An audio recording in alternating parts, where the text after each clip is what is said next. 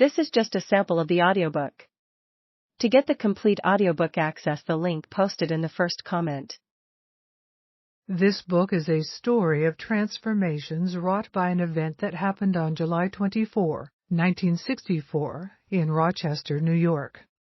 On that day, the city's black community erupted in rebellion, the suppression of which required calling up the National Guard.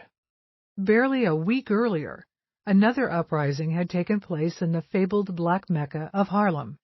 The rebellions in both places, Rochester and Harlem, shared a common spark: police brutality and misconduct, which would also be true of subsequent urban uprisings in that era. The events on opposite sides of New York State happened at a crucial moment in the modern African American experience. To some, the timing seemed incongruous. At the beginning of the same month as the back-to-back uprisings in Harlem and Rochester, July 1964, the first major legislative achievement of the Civil Rights Movement, the Civil Rights Act of 1964, had come into effect. The twin rebellions in New York State in 1964 were a foretaste of what was to come as the Southern-based Civil Rights Movement. Fresh from its legislative victories, the Civil Rights Act would be followed by the equally consequential Voting Rights Act of 1965, gave way to a different kind of black political mobilization centered largely, although not exclusively, in the urban North. The Civil Rights Movement had dismantled Jim Crow as a system of legalized racism, with consequences that were more immediately evident in the South than in the North. The new black political mobilization, building on the energy arising from the rebellions and fashioning theories of a black political economy, sought to address the structures of socio-economic marginalization and impoverishment that survived the legal dismantling of Jim Crow, North as well as South. From this standpoint, the perceived incongruity of explosive rebellions in black communities, hard on the heels of legislative victories advancing black rights, was more apparent than real.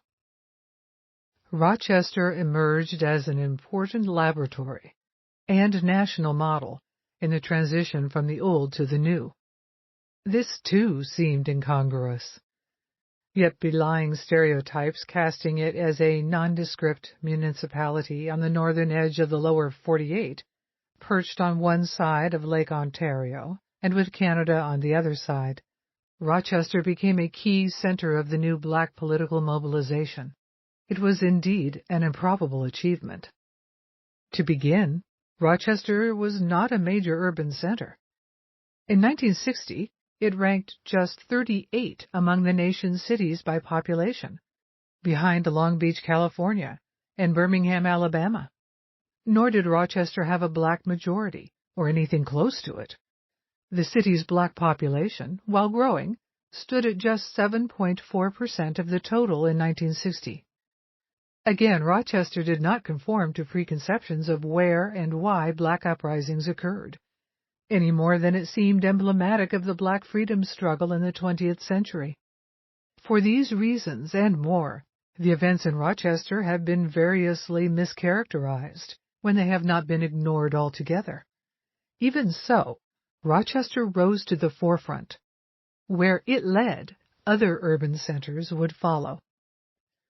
As a result of the rising in Rochester, a newly energized African American community used the public outpouring of discontent to launch one of the most innovative and largely uncharted campaigns for black freedom in the 20th century.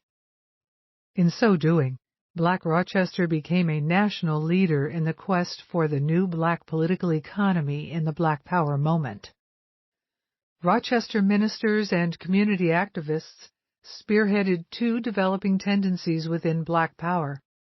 The first, Black theology, was closely related to the second, Black economic development. That the two emerged in Rochester is not surprising, given the city's deep history of multi-pronged and closely related social movements, including abolition, as personified by Frederick Douglass, women's rights, as personified by Susan B. Anthony and Harriet Tubman, and the social gospel as personified by Walter Rauschenbusch.